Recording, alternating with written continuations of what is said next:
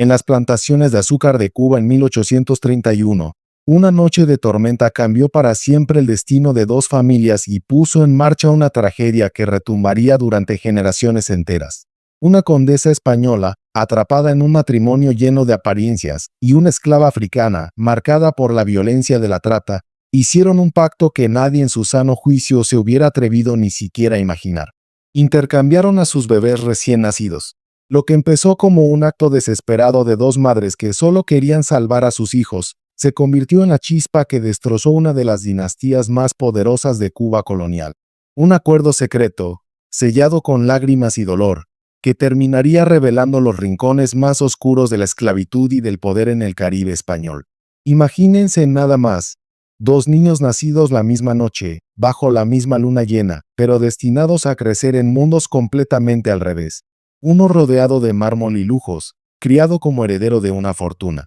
El otro condenado a jalar en los cañaverales hasta dejar la vida entre sudor y látigos. Dos hermanos de sangre separados por un pacto que jamás debió suceder. Órale, bienvenidos a este viaje con sombras de la esclavitud, donde contamos las historias más impactantes, brutales y escondidas de nuestra historia latinoamericana. Si desde ya esta trama les está dejando la piel chinita, denle like al video, compártanlo y comenten de qué parte del mundo nos están viendo. Porque cuates, la historia verdadera siempre supera la ficción. ¿A poco no? Cuba, la joya del Imperio Español. Estamos en marzo de 1831. Cuba no solo era la isla más rica del Caribe, era también el corazón económico del Imperio Español en América. El azúcar era oro blanco, y detrás de ese dulce negocio se escondía uno de los sistemas esclavistas más crueles de toda la humanidad. La hacienda Santa Lucía, ubicada en la provincia de Matanzas, brillaba como un símbolo del poder colonial. Sus paredes encaladas reflejaban el sol caribeño, sus balcones de hierro forjado y fuentes de mármol italiano eran orgullo de la aristocracia criolla. Pero bastaba con caminar unos pasos hacia las barracas de esclavos para que la realidad golpeara con toda su crudeza. Más de 500 africanos vivían hacinados en galeras húmedas y miserables. Ahí se mezclaban el olor de la melaza hirviendo con el sudor, la sangre y las lágrimas de los cuerpos que trabajaban hasta la extenuación. El sonido constante de los látigos cortando el aire era un recordatorio diario de quien tenía el poder en ese reino del azúcar y del dolor.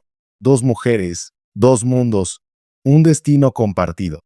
Esa noche de marzo, en dos lugares separados por apenas unos cientos de metros, dos mujeres enfrentaban el mismo dolor universal, el parto. En la casa principal, la condesa Isabel de Albornoz y Montemayor, de apenas 24 años, estaba encerrada en su recámara de terciopelos rojos y lámparas de cristal europeo. Su matrimonio con don Fernando de Montemayor había sido un arreglo político y económico. Ella había traído joyas, tierras y conexiones con Madrid. Él le ofrecía una fortuna creciente en azúcar. Pero lo que de verdad pesaba sobre Isabel era el deber, dar un heredero que asegurara la continuidad de la dinastía Montemayor en la isla. Esa noche, entre jadeos y gritos ahogados, Isabel se repetía una y otra vez que no podía fallar. Su cuerpo desgarrado por las contracciones le recordaba la urgencia de su misión, traer al mundo al futuro señor de Santa Lucía. Mientras tanto, en una choza de barro y paja en las galeras, Nadia Mara, una esclava yoruba de apenas 19 años, también luchaba por dar a luz. Había sido arrancada de su tierra natal en África Occidental apenas 2 años atrás. Su travesía en un barco negrero había sido una pesadilla de hambre, violencia y muerte, pero Amara había sobrevivido gracias a su fortaleza y al conocimiento medicinal heredado de sus ancestros. Entre cánticos africanos y la guía de Janet, una partera esclava, Amara trajo al mundo un bebé mestizo, fruto de una relación marcada por la brutalidad de la esclavitud. Su hijo lloró con fuerza, un grito que retumbó como anuncio de vida y resistencia. El cruce de destinos. Lo que nadie sabía en ese momento era que esas dos mujeres, separadas por raza, por clase, por todo un océano de diferencias, estaban unidas por algo más poderoso, el miedo a perder a sus hijos. En la recámara de mármol, el bebé de Isabel nació débil, con respiración corta y un cuerpo demasiado frágil para enfrentar la vida. El médico español, con el rostro sombrío, apenas pudo decirle la verdad.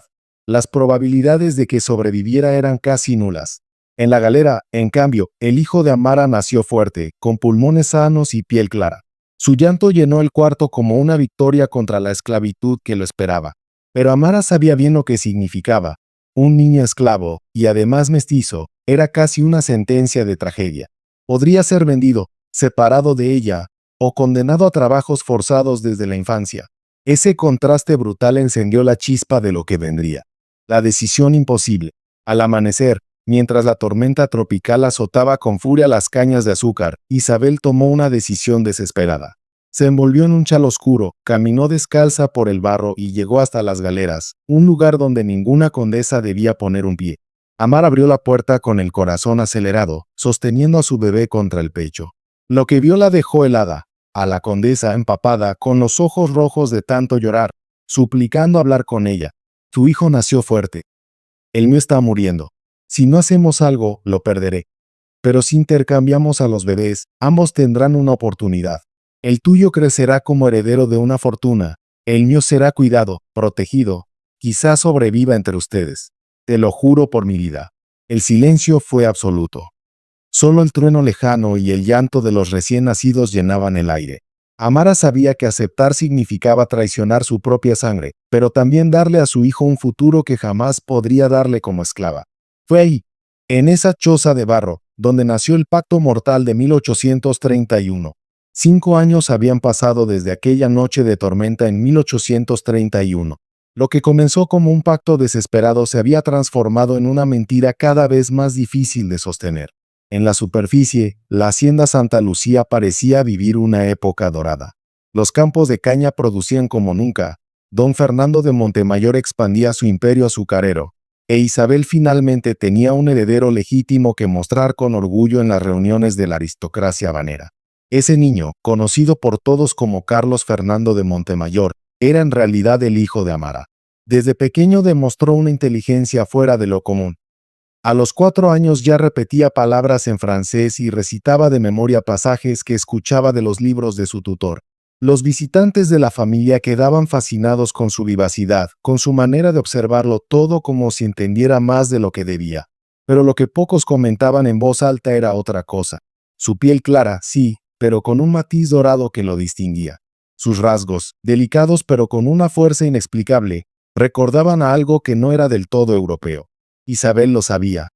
Cada vez que alguien lo miraba demasiado tiempo, sentía que el secreto podía escaparse en cualquier susurro. El niño de las galeras. Mientras tanto, en el otro extremo de la plantación, en las galeras húmedas y miserables, crecía Tomás, el verdadero hijo de Isabel, pero criado como esclavo. Contra todo pronóstico, sobrevivió a la fragilidad de su nacimiento. Amara lo cuidó con una devoción feroz, protegiéndolo del trabajo más duro, alimentándolo mejor que a ningún otro niño de las barracas. Tomás era diferente desde el principio. Aunque sus ropas eran harapos y sus manos se llenaban de tierra desde pequeño, sus ojos azules brillaban como espejos del Caribe. Esa mirada no podía ocultar su origen. Cada vez que Amara lo abrazaba, le susurraba al oído en yoruba: nunca olvides que eres más de lo que ellos dicen. Tu sangre lleva un destino que todavía no entiendes. Tomás absorbía conocimientos como esponja. Aprendió canciones africanas, historias de resistencia, remedios con hierbas medicinales. Pero también, desde las rendijas de las ventanas de la casa principal, escuchaba las lecciones que Carlos recibía de sus tutores. Así, en secreto, el niño esclavo aprendió a leer algunas palabras, a contar números, a repetir frases en otros idiomas. Amara lo sabía, un esclavo demasiado listo era un esclavo en peligro. Por eso le advertía: mi amor, nunca dejes que ellos descubran lo que sabes. La inteligencia en un esclavo es un arma. Y las armas asustan. Las dudas del amo. Don Fernando de Montemayor estaba orgulloso de su heredero. Carlos era todo lo que él podía desear. Brillante, fuerte, con un carisma natural que encantaba a sus invitados. Pero había algo que de vez en cuando le inquietaba. Su forma de moverse, sus gestos, incluso la musicalidad de su risa. Todo eso le recordaba a alguien.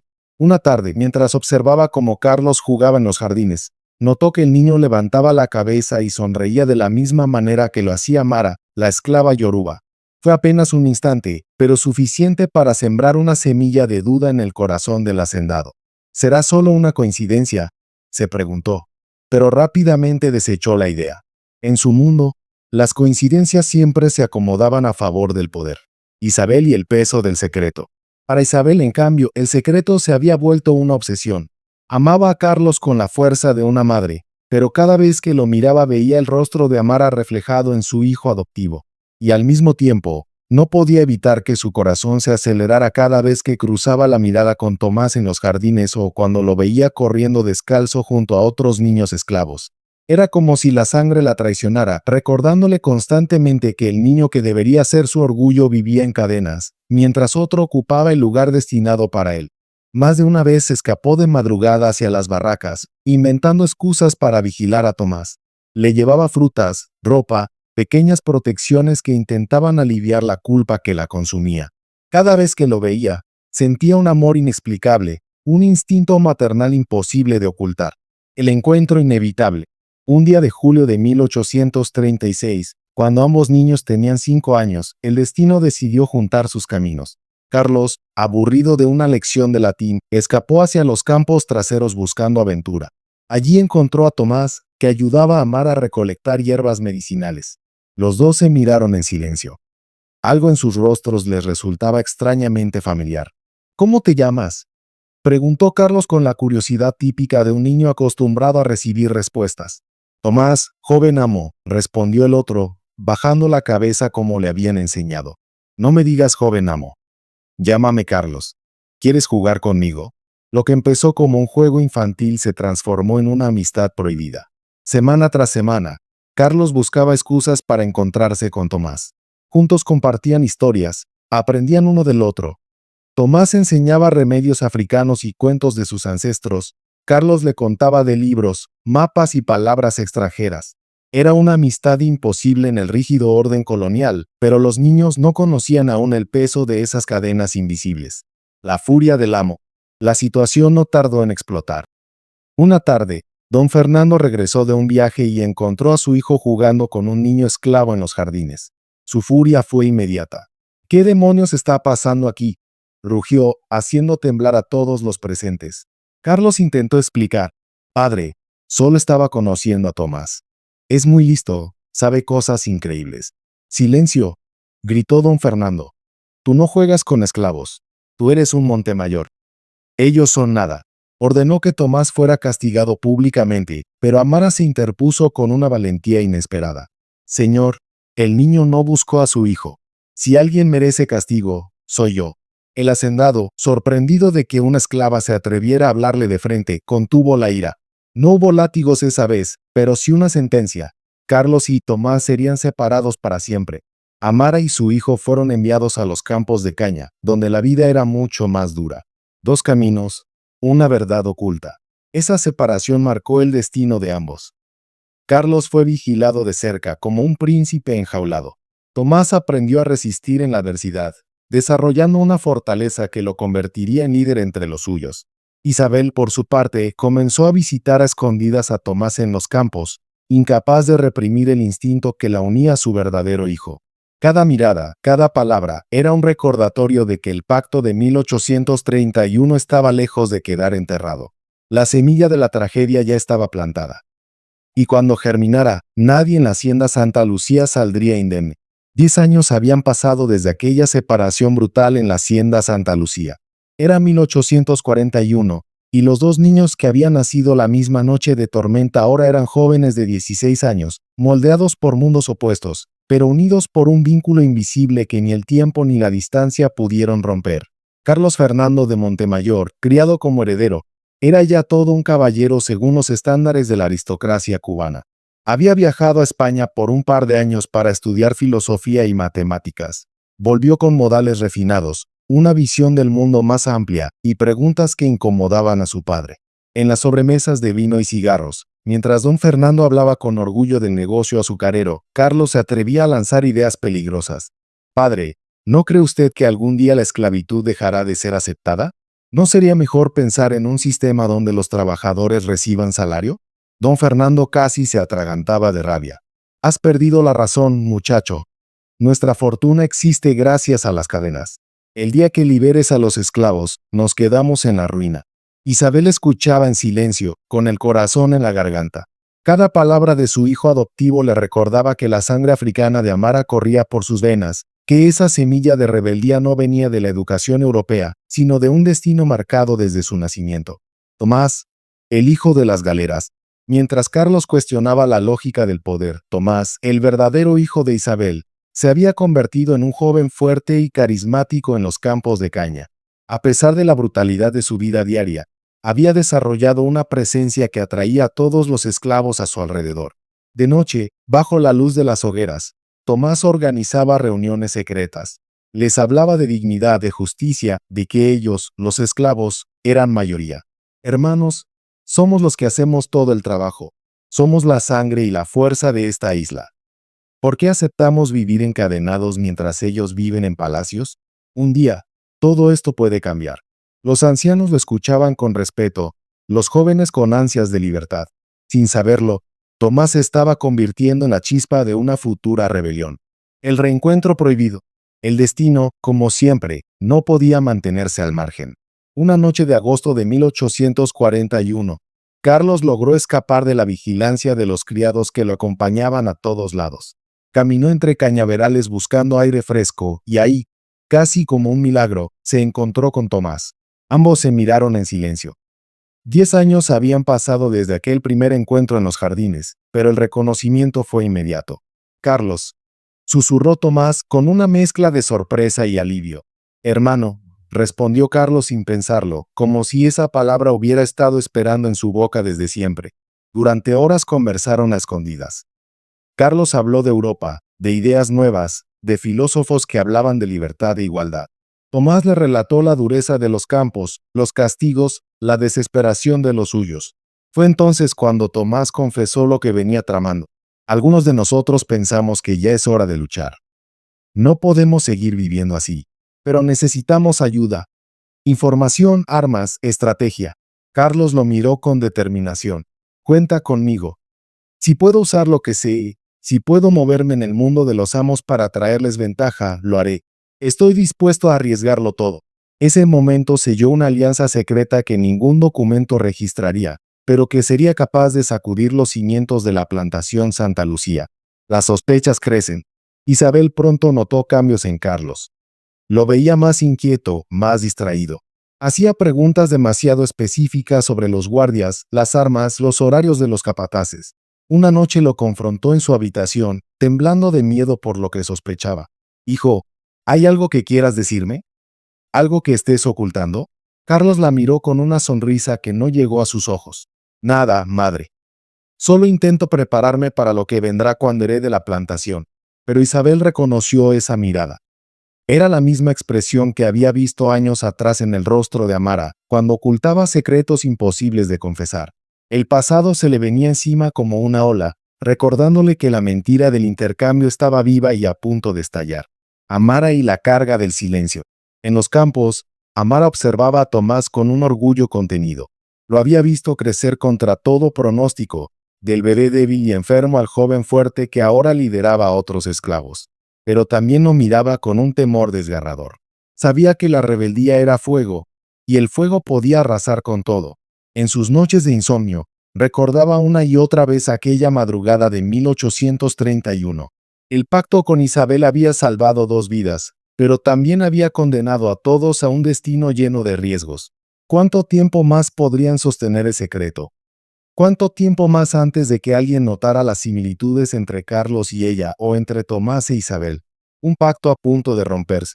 La tensión aumentaba como un tambor de guerra. Carlos y Tomás, sin saber que eran hermanos de sangre, planeaban juntos algo impensable. Una rebelión que combinara la astucia de un joven aristócrata con el liderazgo natural de un esclavo. Mientras tanto, Isabel y Amara vivían con el corazón encogido, temiendo que cualquier palabra, cualquier mirada, cualquier gesto revelara la verdad. El pacto mortal de 1831, aquel intercambio de bebés, estaba a punto de ser descubierto. Y cuando la verdad saliera a la luz, no solo se derrumbaría la dinastía Montemayor, todo el orden colonial de Santa Lucía se vería sacudido por una tormenta sin precedentes. Las noches en Santa Lucía empezaron a llenarse de murmullos. No eran los cantos tristes que a veces ascendían de las galeras como una plegaria rota. Eran susurros apretados, pasos medidos, miradas que se buscaban y se entendían sin palabras. Algo se estaba gestando bajo la piel de la plantación, como si la tierra misma hubiese decidido levantarse. Carlos y Tomás ya no eran solo dos jóvenes que compartían secretos a la sombra de los cañaverales. Eran el puente imposible entre dos mundos que jamás debieron tocarse. En cuevas de coral secas, en patios silenciosos después del toque de queda, en los linderos donde el mar lamía la costa y ahogaba conversaciones, se tejía un plan. No habrá segunda oportunidad, repetía Tomás, acuñando una certeza que se convirtió en consigna. Si fallamos, no morimos solo nosotros, arrastramos a todos. Carlos asentía. Su papel era peligroso de un modo distinto. No empuñaba machetes, sino llaves simbólicas, para abrir puertas que de otra manera eran murallas. Memorizar los horarios de los guardias, los cambios de ronda, el estado de la pólvora en el polvorín, los nombres de los capataces que bebían más de la cuenta, las rutas de los carruajes hacia Matanzas, los días de misa en que los amos bajaban la guardia. Toda esa información, insignificante e aislada, era dinamita cuando se juntaba. El mapa del riesgo. En un pedazo de saco de yute, Amara dibujó con carbón un croquis de la plantación. Nadie en Santa Lucía conocía mejor que ella la anatomía del ingenio, donde el suelo se encharcaba, que portones rechinaban, que tablas cedían bajo el peso, que perros ladraban por hambre y cuáles callaban por costumbre. Su conocimiento, acumulado en silencio, era ahora un arma. Isabel, desde la casa principal, empezó a sentir que el aire pesaba de otra manera. Carlos hablaba menos y preguntaba más. No sobre fiestas o trajes. Preguntaba por pergaminos viejos con inventarios, por contratos de seguridad, por las llaves de la armería. Los ojos le brillaban con una inquietud que no era de niño caprichoso, sino de adulto que se ha puesto una cruz sobre los hombros. Esa noche, cuando los candiles ya se apagaban, Isabel tocó la puerta del despacho de don Fernando. Necesito hablar contigo. Tan tarde. Es sobre Carlos. No fue una acusación. Fue un ruego disfrazado. Pero en cuanto dijo el nombre, el rostro del hacendado se endureció. ¿Qué ha hecho ahora? Nada. Todavía. Me preocupa que esté involucrándose con asuntos que no le corresponden. Don Fernando soltó una risa seca. La juventud pregunta, Isabel. Eso no es un crimen. Pero quedó sembrado el desconcierto. El hombre que había levantado Santa Lucía ladrillo a ladrillo sabía que la duda es el principio del derrumbe. La red se extiende. Los preparativos se volvieron más audaces. Carlos consiguió acceso al taller de herrería bajo el pretexto de aprender a reparar máquinas. Allí ocultó pequeñas limas y puntas dentro de un barril con clavos. Tomás organizó grupos por cuadrillas, uno para distraer a los perros, otro para cortar sogas, otro para sabotear el trapiche, otro para hacerse con las armas cortas. Amara fue la mensajera invisible entre ambos mundos. Con un canasto de yuca o de hierbas, entraba y salía por pasillos que nadie vigilaba, porque nadie sospecha del fantasma que limpia el piso. En la capilla, Isabel encendía velas que se consumían más rápido que sus oraciones.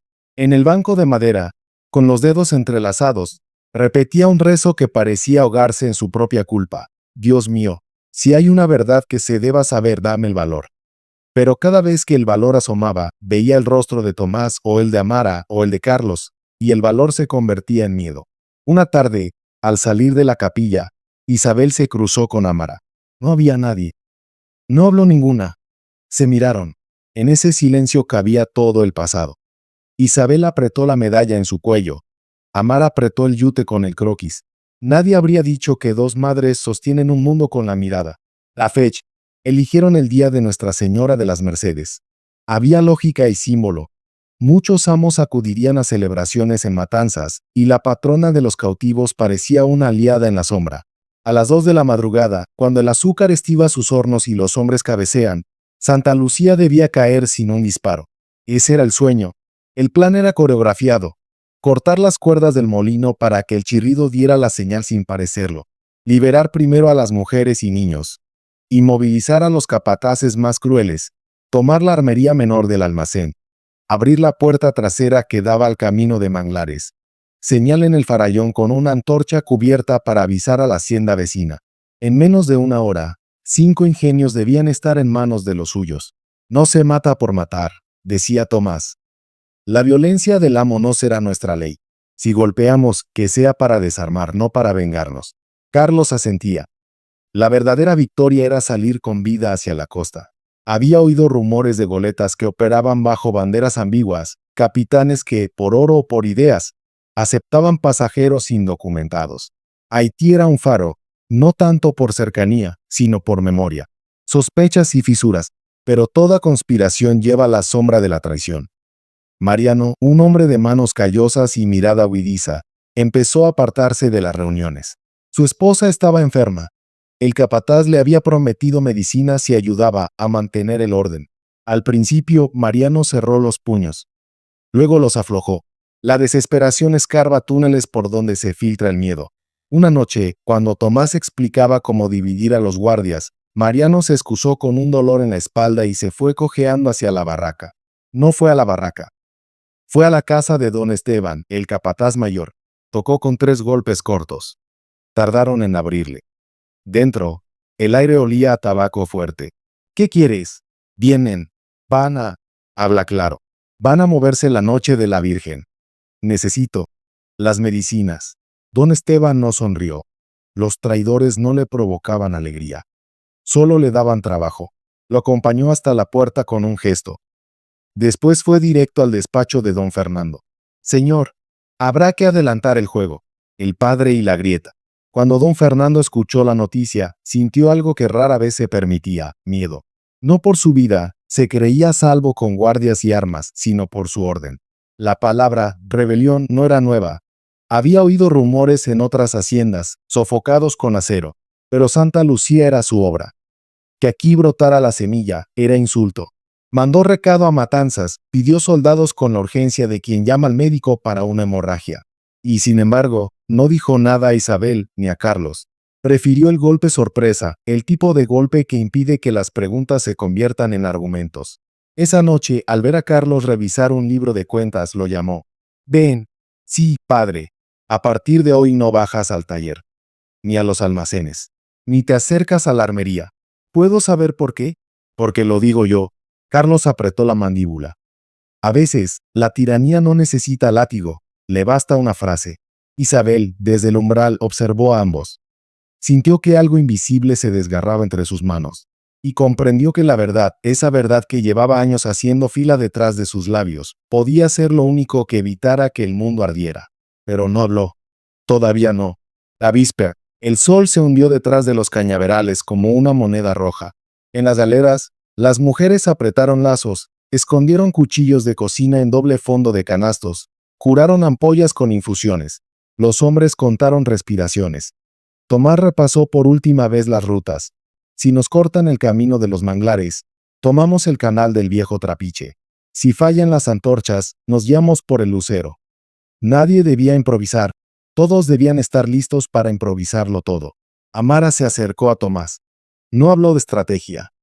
Habló de vida. Hijo, si en algún momento tienes que elegir entre ser héroe o estar vivo, elige vivir. Los muertos no cuentan historias. Si vivo, será para contarlas todas, mamá. Se abrazaron sin lágrimas. Las lágrimas son ruido, y esa noche toda emoción debía ser de susurro. En la casa principal, Carlos fingió fiebre para librarse de la cena. En realidad, aguardaba el momento de deslizarse hasta el corredor norte y dejar una puerta, casualmente, sin cerrojo. Isabel, con el rosario entre los dedos, lo vio salir. No lo detuvo. Tampoco rezó. Solo lo siguió con la mirada, sabiendo que cada paso era una hebra menos en el tejido de sus mentiras. La hora señalada, 23 de septiembre, 2 a.m., la luna iba y venía entre nubes espesas. Un viento caliente agitaba las hojas de caña como un mar verde que no encontraba orilla. El molino chirrió 1, 2, 3 veces, como se había pactado.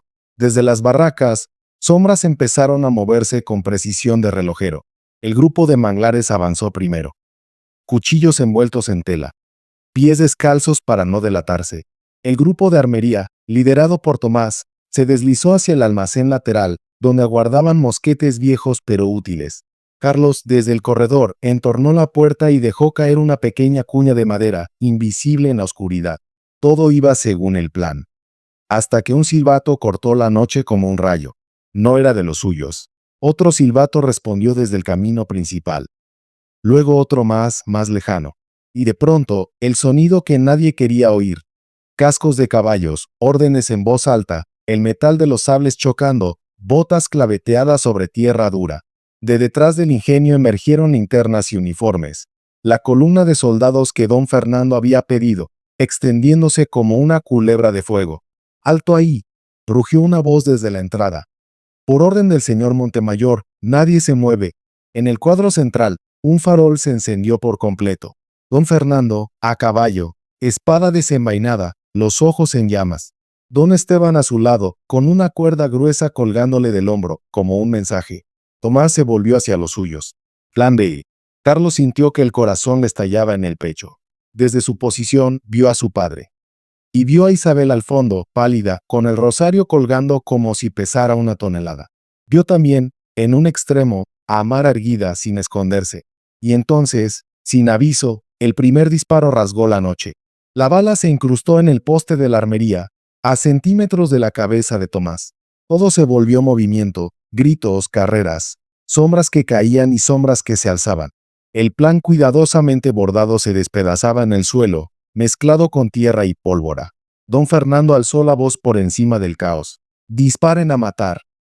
Que Santa Lucía aprenda quién manda. La segunda bala no falló su destino.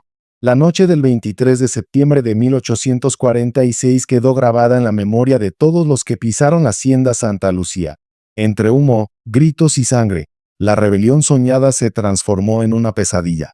El estruendo de los mosquetes se mezclaba con el choque de machetes contra sables, con los alaridos de mujeres corriendo a esconder a sus hijos, con el rugido de los capataces que descargaban su furia sin medida. En medio del caos, dos figuras luchaban espalda con espalda, Carlos y Tomás. Como si una fuerza invisible los hubiera unido desde siempre, se cubrían uno al otro, compartiendo instinto y coraje. Cada movimiento era un espejo, cada golpe, un reflejo. Ninguno entendía por qué, pero en el fragor de la batalla la palabra hermano dejó de ser un símbolo y se volvió una certeza que quemaba en el pecho. El disparo fatal. El destino, sin embargo, nunca ha sido misericordioso con los oprimidos. Un disparo atravesó el humo y encontró el cuerpo de Tomás. La bala se incrustó en su pecho, arrancándole un gemido que heló la sangre de todos los que lo oyeron. Carlos, enloquecido, lo sostuvo entre sus brazos. No me dejes, hermano. Resiste, por favor. Las lágrimas caían sobre el rostro ensangrentado de Tomás. A su alrededor los soldados seguían disparando, pero para Carlos el mundo se redujo a ese instante. El cuerpo de su amigo, su hermano, temblando en sus brazos. Fue entonces cuando Isabel y Amara irrumpieron en el claro, corriendo desde lados opuestos. Una condesa con los pies descalzos, un rosario colgando del cuello, una esclava con las manos llenas de barro y lágrimas. Ambas miraron la escena y algo en el aire se rompió para siempre. La verdad sale a la luz. Don Fernando, montado en su caballo, se quedó helado al ver cómo Isabel se arrodillaba junto a Tomás y lo acariciaba con ternura, mientras Amara tomaba la mano de Carlos con la misma devoción. No eran gestos extrañas, eran instintos de madre.